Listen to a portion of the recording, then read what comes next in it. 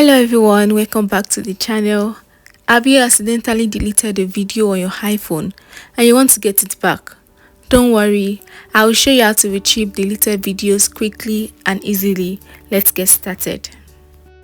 First, open the photo app on your iPhone. Then tap on Album at the bottom of the screen. Scroll down to the Utility section and tap on Recently Deleted. Look for the video you want to recover. Videos in this folder are kept for 30 days before they are deleted. Tap Select in the top right corner, then select the video you want to recover. Tap Recover at the bottom right corner and confirm by tapping Recover Video. And that's it, guys.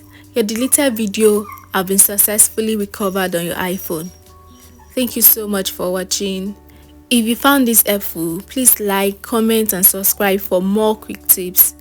See you next time. Bye bye.